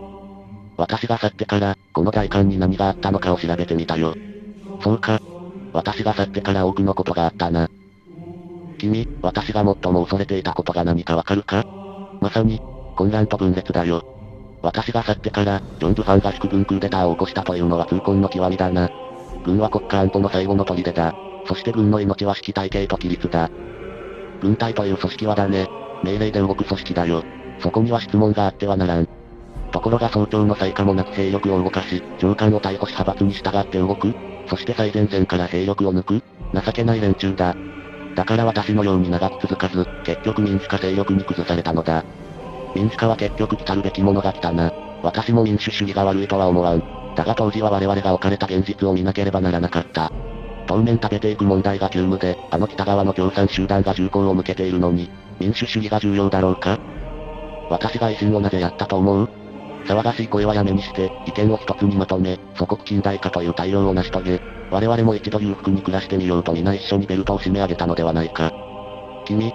だが私は同時に今の大韓も見たよ。もう君の言う通り飯を食えない者もおらず、世界が無視できないほど経済が成長し、自動車、船、半導体。私が託していたものが全部世界市場を享受しているな。輸出立国の経済が完成された。それなら、私の選択は間違っていなかったな。これこそ私が望んだ結果だ。アメリカが崩壊した？はは、それが彼らが私の前で誇らしげに語っていた、自由民主主義の末路か。みんな私を独裁者だと言ったが、それは必然だった。国論分裂がどれほど恐ろしいか、結局アメリカが証明したではないか。自由だの民主だの、みんないい言葉だ。だがそれが洪水になり、混乱になれば、一瞬にして敵の銃剣よりも恐ろしい武器になるのだ。国の力を一つに合わせても足りない状況で、たかが選挙でお互いに銃を突きつける？情けないな。もう私がなぜあれほど自主国防を叫んだかわかるか？アメリカだから大丈夫だという安直な考え。それがどれほど危険な考えかもう分かったか？アメリカが崩壊した今、あの北側の共産集団を誰が防いでくれる？日本。違う、我々の手で守らねばならん。自分の国は自分の手で、我々が作った戦車、我々の手で作ったミサイルがあってこそ、あの共産集団から我々を守り抜けるのだ。このような国難を乗り越えるにあたって、最も重要なことは何だろうか。これはやはり、国民と政府が一致団結して、団結した力で推し進まねばならんのだ。そのためには、社会の規律を正し、総和団結を成し遂げるために、政府が先頭に立たねばならんのではないか？私が誠心誠意助けよう。そうか、状況は非常に深刻だな。結局、来るべき場所へ来たとしか見えんね。宗教の連中が牙を向き、国会はその手先を辞任して出ている。こういうことではないか？大韓の男児が、自由中国で一時あの連中を押し出したとはいえ、あの連中は土地が広く人が多い。幸福を誓って出てくるなら、間違いなく物量構成で我々を押し付けてくるはずだ。君は怖いか？遊戯王の時、我々は銃弾もなく戦った。春秋期起こし米がなくて木の皮を剥いで食べた国だ。そんな国が今では戦車を作り、ミサイルを作り、自由中国では中共の連中と戦い、勝った。やればできるという精神を忘れるな。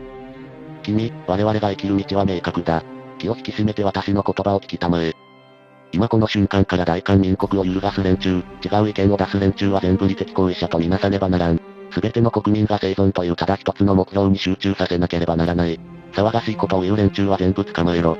すべての経済政策を防衛産業中心に組み直し、民需工場は軍需工場への転換を準備させた上で、働きながら戦いながら働くという覚悟で、国民全員がベルトを締め上げねばならん。私が死ぬ前に核を開発すべきだったのに、今、国民たちに合わせる顔がないな。キム・ジェル、あいつさえいなければ。我が代官は必ず生き残るだろう。私がそうさせるからな。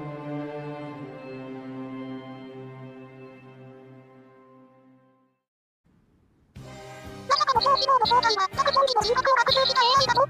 その名も画家。画家？正式名称はグランドアペックス・オブ・ナレッジ&アーティフィス。知と技の偉大なる頂点なのだ。彼は大韓民国の先端産業が集約された最深部に存在し、我が一生を祖国と民族のためにという信念の下、環境を第一の国是とし、大韓民国の生存を目標にしているのだ。また彼の統治哲学は韓国式新時代超人間的拡張思想、名前が長えの。略して新拡張思想。短。この思想は凝った全体を一つの誤差のない演算装置として効率化を極限まで突き詰めるという考え方なのだ。また人間の寿命、筋力などの生物学的限界を国家発展の効率化における障害とも考えていて、これら障害をサイバネティクスや神経統合技術を通じて克服し、究極的には人間の肉体を超越し、凝ったというシステムそのものになることを目標にしているのだ。つまりは効率化が使命ってことかな。そういうことなのだ。効率化を極限まで突き詰めると肉体すら非効率ってことなのだ。にしても、サイバネティクスとか肉体を捨てるとかいう概念、どっかで聞いたもんな。何のことかな。そしてディッション画面には画家の新人特モジュール化という項目が追加。なんだこれ。何かよくわかんないけど押してみるのだ。何か分かってないのに押して大丈夫かも。特にイベントは起こらないのだ。ってあれ、画家なんか整形した？韓国の整形技術でも説明つかないくらい変わってるんですけど。まさかの新人特濃度って美少女化するものだったのか。じゃあ残りのビジョンの項目も。なんと美少女になった画家の別のポートレートなのだ。もっと制作陣の謎の熱意を感じる。残り2つの項目を試してみるよ。お、髪を下ろしているバージョンなのだ。3つ目は3つ目はチョチョゴリを着たバージョンなのだ。なんか髪型的に娘の作組みたいだも。というわけで視聴者のみんなはどの画家が好きなのだ？コメント欄で教えてなのだ。私的にはなったしいいかな。あれこれってサムネだけ？硬派なシミュレーションゲームなはず。そして偉大な電子指導者画家のもと、まずは電子的維新の国家方針から進めるのだ。新しい教訓が追加されるのだ。さらに21世紀版セマウル運動も実施。かつてのセマウル運動は農民の生活の改革だったが、今回のセマウル運動は何か21世紀版なんだ。今回のセマウル運動は老朽化した肉体組織を超高速神経網と合金骨格に入れ替える改革なのだ。プレゼントがあるよ。新しい自動化ヒューマノイドの導入で、私の意思だけでも新しい建物を建設できるようになったよ。母反製鉄の時は野党の連中があれほど反対したのを説得するのに苦労したが、もうその必要がないから本当に楽だな。母反トールさんに新しい自動車軍需工場を建設したのだ。この工場を君が有用に使ってくれることを願うよ。なんか思ってたのにもフランクな話し方するじゃん。もしかしたら意外といいやつなのかもしれない。一方のこの頃、欧州では NATO とロシアの間で行われていた欧州大戦が終結。 NATO 側の意外な勝利が。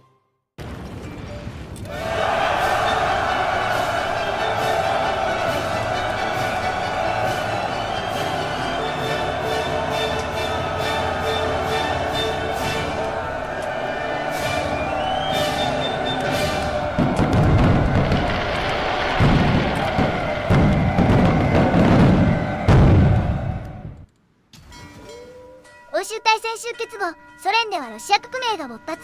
ソ連は再び崩壊し、後にはアレクセイ・ナワリヌイ氏が新生ロシア連邦の大統領になったのだ。だいぶマシなますが、大統領になったが、ナワリヌイって大ロシア主義者だったのな。時間は多少前後して、ちょうどこの頃、大韓民国国内では監視官と呼ばれる AI が稼働を開始。176ゼタフロップスという人間の認知能力をはるかに凌駕する演算能力で、不産の港湾物流からソウルの信号、地方のレジ工場の生産工程まで、あらゆる経済活動の統制を完璧にこなし始めたのだ。直前の効率性に到達した生産効率は継続して上昇数勢。でも、この別のコードを上で置いたって、ところの文章が細すぎるんだが。もし敵が攻めてきた時は管理モードから抹殺モードに移行。冷却ポンプは止まりロシンは誘拐し、ガス管の爆破。自動化防御砲塔は動く熱源に向かって除去を実施するのだ。監督官のミスへ。さらに全国民に対しサイバーウェアを普及。自力で長期磨き、老化する、そんな肉体捨ててしまえ。しかしサイバーウェアの普及とともに、変な病気を発症する例が後を絶たないのだ。なんだ、精神上的内面関連副法人格障害だと。サイバーウェアの改造や軍事用サイバーウェアの過剰使用で非倫理的な暴力事態を引き起こす例が後を絶たないのだ。機械とも可能な結合で人間性を消失しているのか。にしてもこれって元ネタサイバーパンクですよね。なんだお前。九州それです。なんでそれはここに？サイバーウェアの装着が日常になったこの世界が羨ましく感じまして。そうなのか。いいなお前は人身性をタソカレに変えれ。ひどい。正常化。コミュニティの人気投稿を精読していた高校生のキム君はその速報のレスに軽く嘲笑した。民主労総指導部一網打尽、利的団体判決 N 年ぶりに。ついにキム君は声なく叫んだ。公正と常識と正義がようやく実現された。キム君はポータルサイトで素早く民主労総の4文字を叩き、じっくりとニュースタブをスクロールして読んだ。貴族労組、暴力集団、剣暴カルテル、スパイ、利的団体、北朝鮮。白昼堂々とあんなにスパイ行為をしていた暴力団体が今になって解散されたのがかえって不思議なほどだった。これで大韓民国は企業活動がしやすい国、安保が丈夫な国、より住みやすい国になるだろう。あ、ラーメンが全部伸びちまう。真っ暗な23時、コンビニの椅子に一人座っていたキム君は卓上のカップラーメンに再び視線を戻した。今日に限ってラーメンがより美味しく感じられた。異邦人。おい、この犬畜生どもが、私の夫を生き返らせろ、生き返らせろよ。申し訳ありません。本当に申し訳ありません。今日、父が死んだ。いや、もしかすると昨日だったかもしれない。深夜1時頃だったか、母が父の会社の上司からかかってきた電話を受けた。今井さん、キムさんが作業中に足を踏み外して電気炉に。父は溶岩戦争以降、成功業界に春風が吹き、家にいる時間が大幅に減った。旧金属労組組合員の大半が民主労総解散以降ことごとく追い出されたおかげで、父はその分熱心に働かなければならなかった。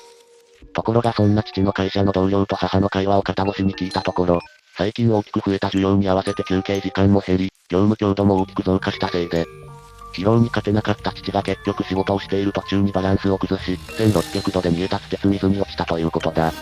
いや、会社が夫をこんなありさまになるまで酷使したのに、あんたたちは何をしていたんだよ。我々も労組へ尋ねてはみましたが、会社側と実交渉が行われるから待てという言葉以外は、あの時は労働者たちの権利を守るとか言ってたのに、労働解放だのなんだと叫んでいたのに、いざこうして人が死んでいく最中には太平に交渉だ？意見書を入れただと、労組は入っていて本当に得になることがあるのか？そもそも労組は何の略語なんだ？ちょっと待て、労組は何の略語だっけ？母は父の死体回収が難しいという会社側の職員の連絡に、より悲しく泣いていた。私は何もできなかった。結局私は労組が何の略なのか、ついに思い出せなかった。キム君のお父さんは民主労総に入っているのが悪かったな。彼の父が韓国労総に入っていればこんなことにはならなかった。ただそれだけのことだ。でも金属、製造業は民主労総に入っているのが大半だし、キム君の父が金属業で働く限りこうなるのはどっちにつったり。まあ、何はともあれ北韓のスパイとの接触疑惑がかかった民主労総は解体されたのだ。そしてこの頃から国内では新経済5カ年計画が始動。市場放任から政府主導で戦略産業を集中的に育成するのだ。新経済5カ年計画を達成。ミッション画面に新経済5カ年計画に関するものが追加されたのだ。民間部門にはデジタルペナル運動、6時間未来系、交番体系の改善。一方の巨大計画には核融合発電の停止対象要化、食料自給率改善の電池プロジェクト、日韓トンネルなんかがあるのだ。全部成功して進めていくぞ。どの計画を達成したら大韓民国にいい影響を与えてくれるのだ。同時に国内では反響主義の強化も実施、学校教育で反響教育を取り入れるのだ。さらに野党民主党を調査。この調査って大丈夫なのか？弾圧じゃないのか？全くもって弾圧などではないのだ。そもそも野党内から誇り一つ手前のならば、我々のこの調査にも堂々と応じてくれるはずなのだ。そして調査の結果、なんと民主党の有力議員に深刻な水準の不正疑惑が発見されたのだ。まあこうなることが察してたの。これを受けて民主党の支持率は急落。もはや民主党は政治の場からの退場を余儀なくされたのだ。一部民主党支持者は連合の韓国政治をファシズムだと非難したが、むしろ余計に世間からの反感も買ったそうだ。当然の結果なのだ。少し時間は飛んで2029年3月、この辺りで以前から進めていた巨大計画が完成し始めたのだ。これは食料自給率改善の電気プロジェクトだな。農場という名の巨大なバベルの塔が太陽を遮り、その中ではドローンで自動で農作業を行っているのだ。当年8月にはケイプターが走行稼働を開始。もはや火力発電、再生可能エネルギーは過去のものになったのだ。最高効率で電気を生み出すの。そして9月には日韓海底トンネルが開通、貨物輸送や旅客輸送を行い、両国経済にいい影響を与えるのだ。トルーボが建前で、本当は人民解放海軍に海上封鎖をされた際、日韓トンネルを使って軍事物資の輸送を行うんだけどな。ここでロシアとウクライナ間で9番機が発生。旧ソ連の欧州大戦での敗北後、混乱を沈めた新生ロシアが再び東欧に支配域を拡大、九段共和国に侵攻をしようとしたところ、ウクライナが介入してきたか。そしてそのウクライナは NATO に加盟しているのだ。これは再び大戦争の模範。また欧州で大戦争だ。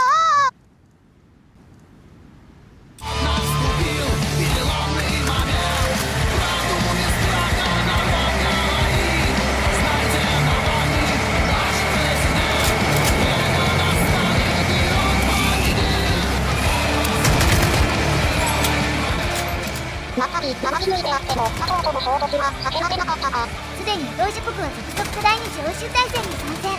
冬季赤塚見ものだな。見た感じスタンスだと NATO 側が優勢な気がするの。我々が冬季を支持するんだ。そりゃもちろん NATO なのだ。開戦1ヶ月でエストニアが降伏して続々とウクライナ領内に攻めていってる。韓国の加兵を行うべきである。やべえ、めんどくさいから兵士内で放置してたらウクライナとバルト三国でしゃべってる。何してんだろう。言ってるそばからナトビアが。今からでも遅くないし加兵するの。分かってるのだ。とりあえずドイツに友軍を重視弾を送るのだ。到着後直ちに攻撃計画を立案。早速敵ロシアベラルーシ軍に攻撃だ。敵軍が吹き飛んでいくのだ。さすが大韓民国陸軍は最強だな。しかし後方ではロシア軍がポーランドのいくつかの都市を占領することで、なんとポーランドが降伏。あのさ、なんで首都も落ちてないのにポーランドが降伏するんですかね。東欧で孤立した義勇軍は残念ながらこれ撤収なのだ。下手したら殲滅されるし仕方ないな。しかし降伏したロシア海来のポーランドも再びドイツに占領されることで再度降伏。いいですね。さらにドイツに降伏したポーランドはロシアに再度占領されることでさらに再度降伏。いいですね、いいですね、いいですね。欧州構成複雑回帰。もうめんどくさいし第二次欧州大戦には関わらないのだ。人工知能を取り入れる中国。太平洋での戦争が新たな段階を迎える中、中国から不穏なニュースが伝わってきた。中国共産党は人工知能に多額の投資を行ってきたが、インドと日本も同様の試みを進める圧力の中、倫理的な懸念という足かせを振り払い、他国が人工知能に課している一般的な制限を撤廃し、政府機構の中で学習し成長することを許可した。生産力のための中央処理装置と名付けられたこの人工知能の主な機能は、軍事計画、民間ネットワーク、情報処理など多くの重要な政府機能を管理し、人間の業務への負担を軽減することだった。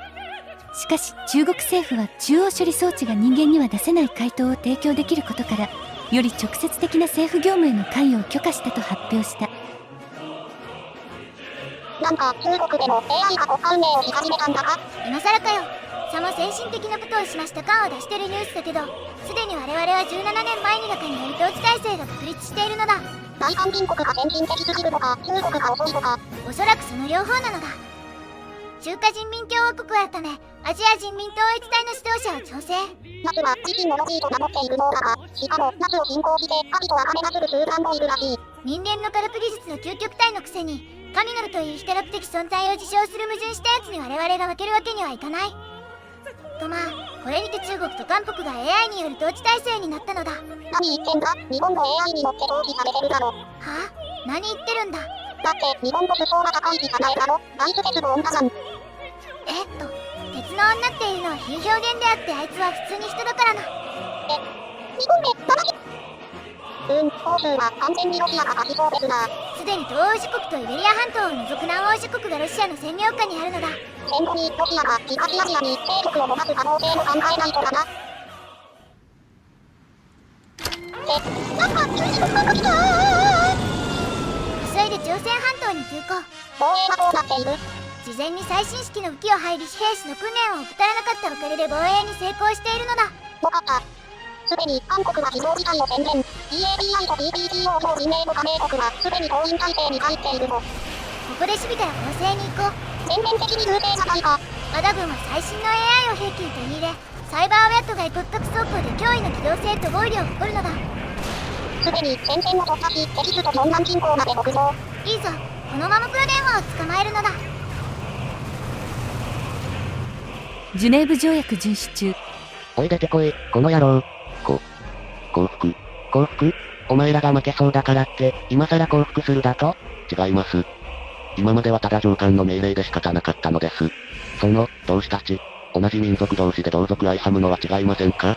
私も徴兵されて強制的に戦わされたのです。私もこんなことはしたくありませんでした。どうか、一度だけ助けてください。部隊員たちがお互いちらりと見て目配せした。事実、長く悩む必要もなかった。すでに結論は決まっていた。果たしてこいつは本当に無実なのか？そうではないだろう。おそらくはこいつも昨日、小隊員たちを抹殺するのに一役買ったはずだ。全てはこの虫けらのような奴のせいで起きた状況なのだ。本当の戦争犯罪は為政者たちだという部屋の隅の哲学者たちの高尚な言葉など聞きたくない。そもそもこいつが無実だったのかどうかは全く関係ない。もともとどんな人間でこいつらにも家族がいるかなど関係ない。これは私たちのための行為であり、最もすっきりする復讐だ。お前ら、ジュネーブ条約に加盟していたか？アメリカとヨーロッパの状況をご存知の方が、なぜそのようなことを？無用の長物になって久しいではありませんか。そうか、じゃあまあ、好き勝手に処理しても構わないってことだな。瞬間、彼の瞳が激しく揺れ動くのが見えた。肌は青ざめ、呆然とした表情を浮かべていた。やがて彼は心の中の恐怖を押し殺し、視力を尽くして私の目を見ながら口を開いた。助けてください。家に母さんが待っています。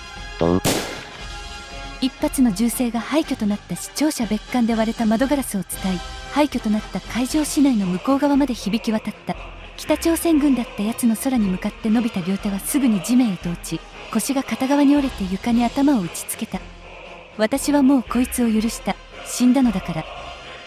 捕虜なし、全員爆撃で死亡。すでに韓国軍は平壌周辺を包囲。会場はすでに偵察、退路が立たれましたが、そして現在敵死者数20万人に対し我々の死者数は1000人。戦いというのには一方的な虐殺だ。そして2034年12月25日、この日、我々大韓民国陸軍は敵首都平壌を占領したのだ。しかし、肝心のキム・ジョンウンは平壌を捨てて北東へ逃亡したもの。依然として我々は応力行為に向けて進軍中。必ず捕らえるのだ。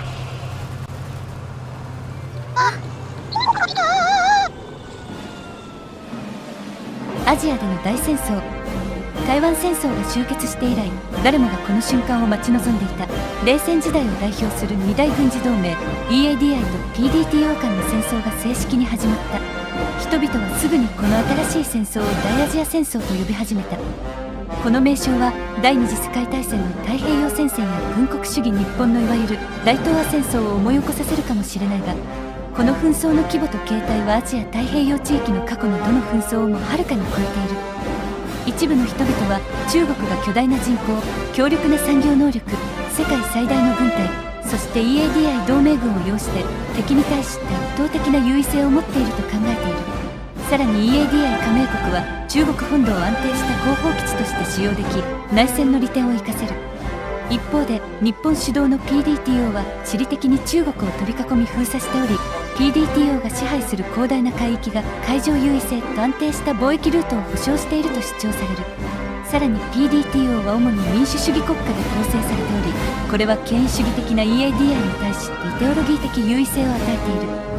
結局のところ、戦争の行方は開始の瞬間から純粋な力によって決定づけられてきた。陸から海へ、空から宇宙へ、そして今ではサイバー空間も含めて、戦争の神が人類の政治的景観を今後半世紀にわたって形作る血生臭いゲームを開始した。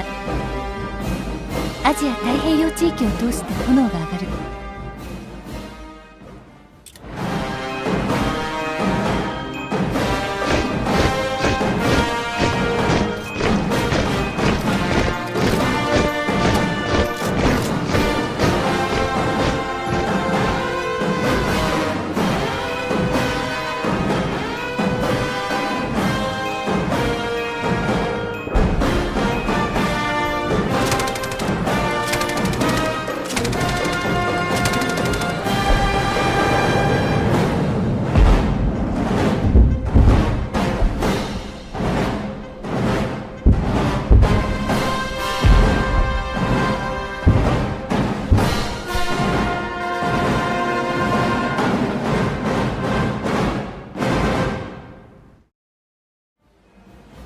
に始まったか、大アジア戦争。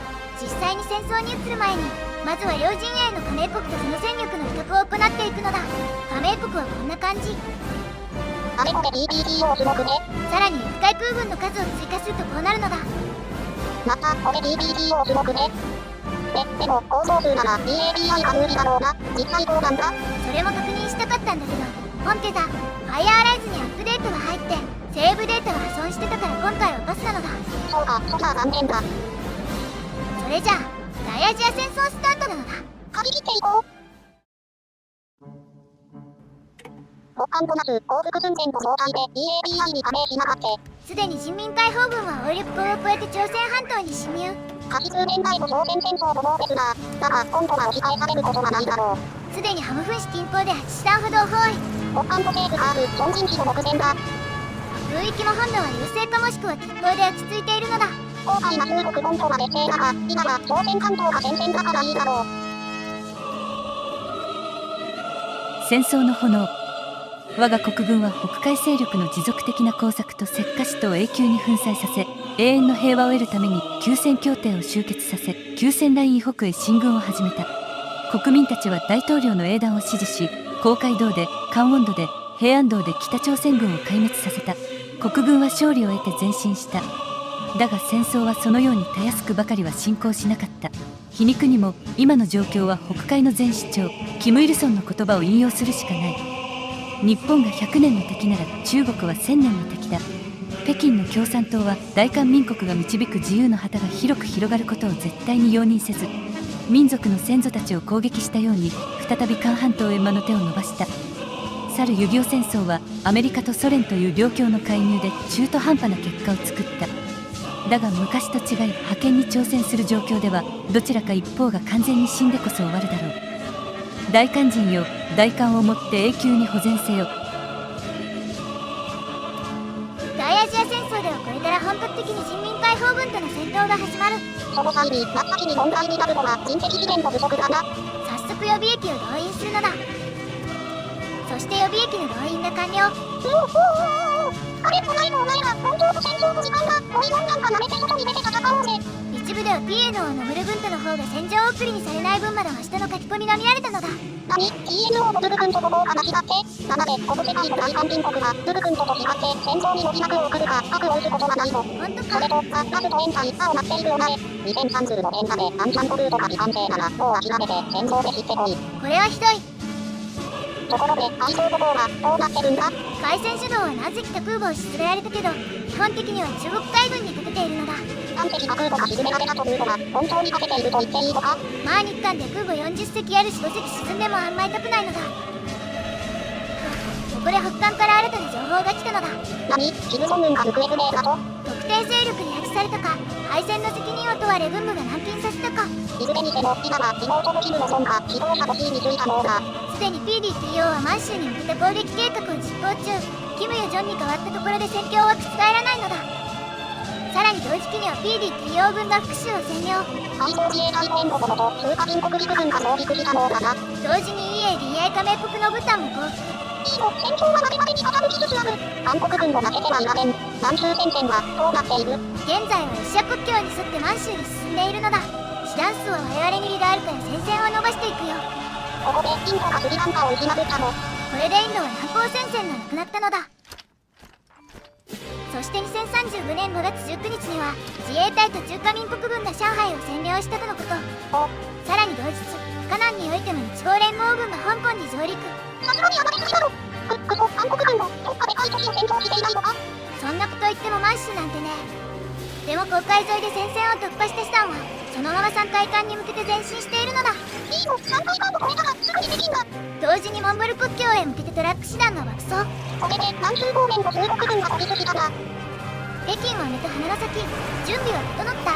北京に向けて攻勢なのだ。韓国軍に敬意。ここで戦闘できないと多分これ以上見せ場がないの。おい、中止ことだろう。だからどうだった？ 2037年6月27日、ついに我々 PDTO は中華人民共和国首都の北京を占領したのだ。一体どこの国と軍が北京を占領したのかなのだが、とりあえず万歳。北京占領部はもはや組織だった抵抗も見られず、内蒙古方面に至っては無人の荒野を PDTO 軍が進軍するだけなのだ。もう2戦別されることも気にせずに、南京とタイと中国が戦争した3回に向けて進軍だ。8月には南京を戦争したも、あと一息だ。そして2034年8月5日、中華人民共和国臨時首都の上海目前まで PDTO 軍が迫ったところで、中華人民共和国が停戦を宣言。大アジア戦争は我々 PDTO の勝利で幕を下ろしたのだ。大韓民国艦隊、自由民主。まあいいでしょう。PDTO が大アジア戦争で勝利。地球上でアジア太平洋地域ほど長期にわたって紛争の瀬戸際に立たされ続けてきた地域は少ない。南アジアでの国境衝突、インドシナでのゲリラ、38度線、台湾海峡、それぞれの対立は全面戦争に発展する寸前の状態だった。しかし長年続いた大アジア戦争がようやく収束に向かっているようだ。日本、オーストラリア、インド、韓国などの国々で構成される PDTO がこの長期化した紛争の最終的な勝者として浮上した。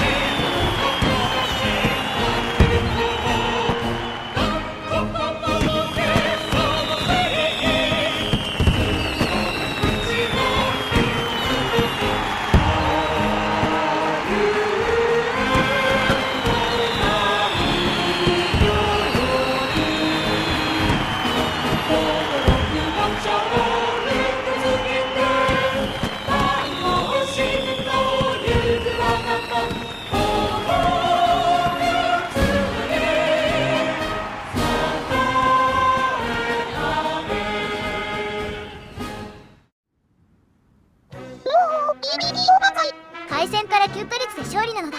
2035年が迫って9ヶ月で7が終わるのはなんか悲しいね。やっぱり AI マッカーサーがいたおかげかな。AI マッカーサー。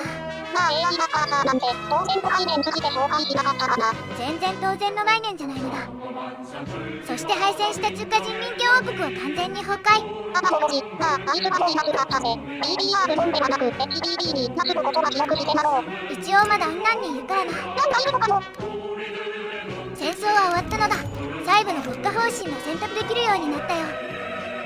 細部の国家方針はこんな感じ。一気に最後まで駆け抜けるぞ。ノスタルジア。完璧な1年とはいつのことだろうか。大半の人々は自由民主主義陣営が共産独裁の中国に大アジア戦争で勝利し、民族の悲願である統一を成し遂げ、満州に影響力を行使している今こそがその完璧な年だというだろう。だが本当にそうだろうか。前線にいた我々の考えは違う。我々の中にはコロナが流行する前の2019年こそが完璧な1年だったという者がいる。あるいは2016年だという者もいれば、語り合える友が生きていた2027年が最も幸せだったという者もいる。果たして本当にそうだったのか。おそらく違うだろう。その年にも辛いことは間違いなくあり、悩みもあったはずだ。では一体なぜ我々はこの栄光ある現在を背に過去を美化し郷愁に浸ってしまうのか。戦争は終わったが我に返ってみれば全てが一変していた。2度の巨大な戦争はかつて Z 世代と呼ばれていた我々の世代を失われた世代へと変えるのに十分すぎた。共にゲームに興じた友人たちはいつの間にかに満州の荒野で冷たいムクロとなって帰還し、ある者は少尉軍人として苦しい生を送っている。復学した大学でも前線を知らない純粋で明るい年下の学生たちに我々の居場所は奪われてしまった。現実とこれからの不確実な未来への恐怖が我々の過去をあの良き時代へと作り変えているのかもしれない。おそらくそれは純粋だった過去の自分のための防衛規制に近いものなのだろう。もし私と違って運よく別の世界線に生まれたあなたがこれを読んでいるのであれば、単なる過去への逃避だと思うかもしれない。だがこれは単なる逃避ではない。人は誰しもが過去を記憶し、その思い出を原動力として再び不確実な明日へと前進する力を得ることができる。たとえ今が暗闇の夜であったとしても、時が流れればいつか必ず日はまた昇るのだから。だからその時まで頑張らねば。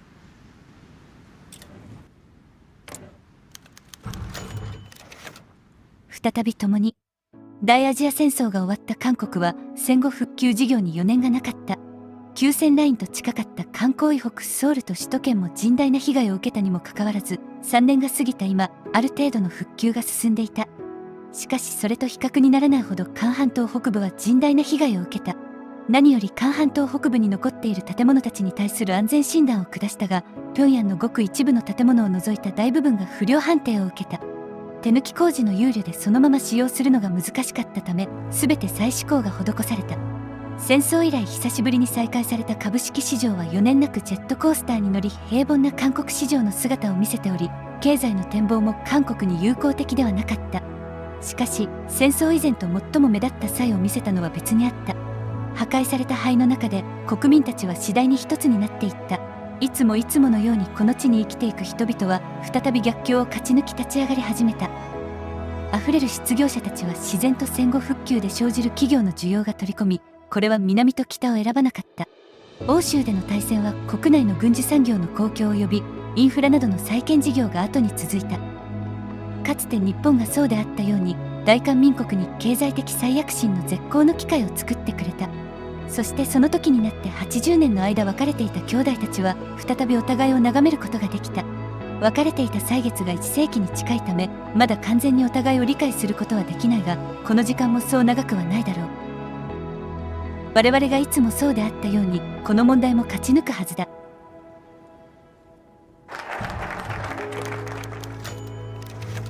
文化的黄金期。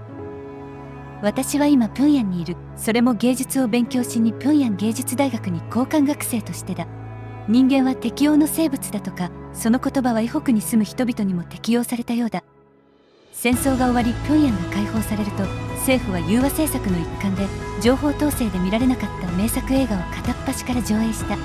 毎日平壌と南浦、ウォンサンなどには新しい映画を見るために人々が黒山の人だかりをなした。その結果、北朝鮮地域では文化と芸術のブームが起き、その影響は絵とサブカルチャーも同様だった。ジブリ、君の名は、チェンソーマンのようなアニメーション映画もまた北朝鮮の若者にシンドロームに近い大きな人気を集めた。これが始まりだった。北朝鮮には絵とは社会主義リアリズムを土台とした宣伝映画しかなかった。いわゆるオタクは朝鮮芸術家たちに新しい可能性の世界に見えたようだ。社会主義リアリズムと正反対にあるオタクの融和はそれこそ瞬く間に起き、わずか5年でソウルコミックワールドやコミケでは朝鮮出身の作家たちが大挙して進出し、非常に高い人気を誇っている。私が交換学生としてここへ来てオタクサークルに入るのもそれが理由だ。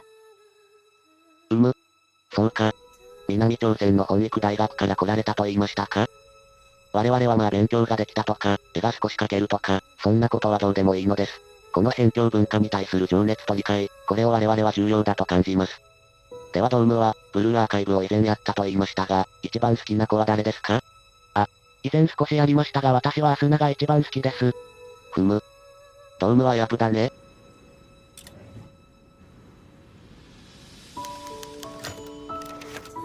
長く長いトンネルを抜けて、晴れたのどかな春の日、平壌へ向かうある列車には一人の人が席に座り、じっと独り言を言いながら考え事をしていた。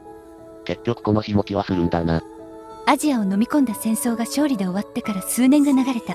今京義高速船の車窓の外に見える場所は、大アジア戦争当時に熾烈な戦闘が起きた黄海道の大平原だったが、戦争の爪痕は目を凝らしても見つけることはできなかった。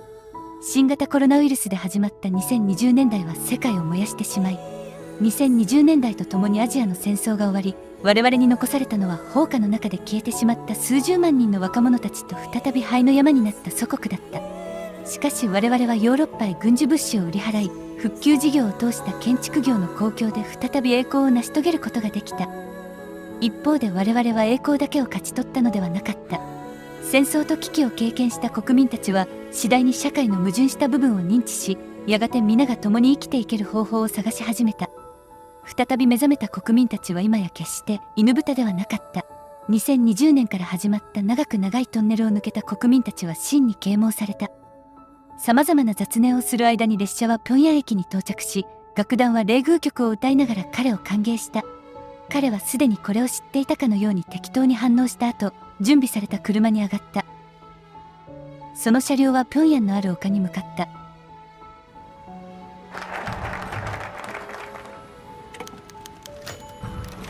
玄界灘を眺めながら、ソウルへ向かう列車で私は日本の首相と平壌へ向かいながら素晴らしい車窓からの景色を共に見つめた。景色を見て何か感じたことがあるように見える首相は口を開き私に言った。もう田植えが始まる季節のようですね。昨日が冬のようでしたが時が経つのは本当に早いものです。冬があれば春もあるものですよ。両国の関係は数百年もの間冬でしたが、これからは春が来なければならないですね。これから日本国の外交方針はどう進むお考えですか？努力しなければなりませんね。再び耕したこの地に二度と戦争が起きてはなりませんから、事実上崩壊した国連を再建し、帰国とともにアジアの平和のために努力するつもりです。それでは大統領は今後どのような方向へ進むお考えですか？首相は金玉金という一時代の不運時をご存知ですか？彼の結末は悲劇的でしたが、これからは彼が願った世の中を作る時期です。彼が願った世の中とは何ですか？彼は過去にこう言いました。日本がアジアのイギリスになろうとするならば、我々はアジアのフランスにならねばならない。さすが、一時代を風靡した人物らしい判断ですね。長年の戦友たち。その人を乗せた車がある丘に到着すると、多くの人々とカメラの視線が集中し始めた。彼は彼を歓迎する人波を抜け、式場に前もって出てきていた日本、オーストラリア、ニュージーランド、そしてインドの首相と台湾の総統に握手と軽い挨拶を交わした後、演壇の定席に座り、式を観覧し始めた。式が始まり、彼が再び立ち上がり、日本の首相と共にボタンを押すと、過去、肝親子の銅像があった卍代の丘に、戦争中に吹き飛んでしまった過去の遺産を代替する新しい銅像が姿を現した。国軍と PDTO 軍が平壌を占領した当時、真っ先に平壌に入場した国軍第8機動師団と自衛隊第5師団所属兵士2名が、キム・イルソン広場でお互いに肩を組み仲睦まじく歩いていった有名な写真をモチーフに、新しく制作された巨大な銅像は、正確にその場所にあったキム・イルソンの銅像と同じ大きさで建設された。血明の友情像と命名されたその銅像は非常に精巧に作られ、彼らの戦術バッグについていたアイドルマスターとラブライブのグッズまで完璧に再現するほどだった。戦争で生き残り、ついに自身の姿の銅像が作られるのを見た2人の長年の戦友たちは、銅像の精巧さを見て笑みを浮かべ、その姿はカメラを通じて全世界へ中継された。除幕式が終わった後、彼は招待された各国の首脳たちと同じく晩餐を共にした後、日本国首相と共にソウルへ向かう列車に乗った。出発準備が終わった KTX は平壌駅から再びソウル駅へ向かった。東アジア共同体の勃興。2度の戦争に勝利した PDTO の主要国である日韓両首脳は本日、ソウルにてアジアの恒久的な平和と繁栄のための東アジア共同体の結成に合意したとする共同宣言を発表した。専門家たちは PDTO 加盟国である英連邦のオーストラリア、ニュージーランドをはじめ、東南アジア諸国までもがこの共同体に加盟すると予想している。オセアニアから東南アジア、北東アジアへと続く超巨大単一市場の誕生は、原材料、部品素材、最終組み立てに至るまでの全てが単一市場内で可能になるという点において、完結型の内部サプライチェーンが構築されると見込まれており、これは世界経済に多大な影響を及ぼすだろう。さらに軍事機構である PDTO は EAC 統合軍へと昇格し、ユーロのような地域共通通貨に関する議論も自然な流れとして続いている。地理的に近い日韓両国はすでに商品、サービス、資本、人の自由な移動を保障する4つの移動の自由に関する条約に署名しており、今後共同体加盟国間における移動の自由は徐々に拡大していく見込みだ。多くの専門家は東アジア共同体がコロナ禍以降の極端化や多極化へと向かう世界の潮流とは逆行する動きであることに注目している。また主要国である日韓両国がかつてのアメリカの影響を受けた民主主義国家である点に着目し、事実上内戦によって崩壊したかつてのアメリカの地位を継承することになると予想している。去りゆく者たちのための挨拶。日本の大学院で勉強をしているギョンミンは久しぶりに休日を迎え、東京のある共同墓地を訪れた。あいにくその日は晩秋の雨が降り、墓地は一層物寂しかった。亡者へ礼を尽くすためにわざわざ着飾った大韓民国陸軍の制服には鮮明な鉄製注意階級章とさまざまな勲章が輝いていた。除隊を数日後に控え、戦争が起き最前線へ連れて行かれたギョンミンは、地獄のようだったサリウォン、平壌、満州で最後まで生き残りさまざまな勲章を受けたが、戦後は未練なく除隊を選んだ。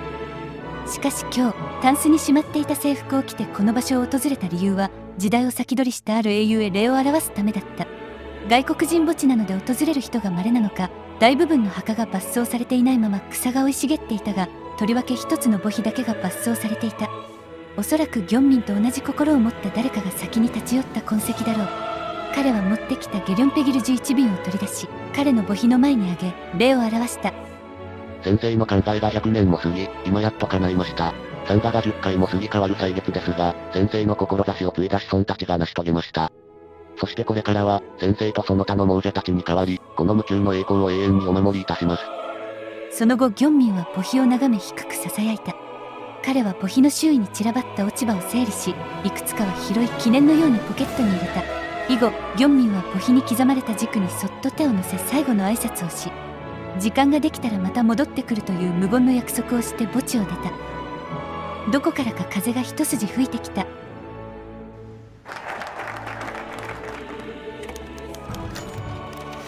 美しい時代。ついに戦争の砲煙が晴れながらアジアは再び平和の新時代を迎えました。アジア全域を燃やした2度の戦争の中で、歴史は自由と民主主義の側を持ち、大韓民国とその同盟たちは究極的な歴史の勝者として高くそびえました。今ソウルと解放された平壌では、全世界の知性人と芸術人たちが集まり人類の未来を謳っています。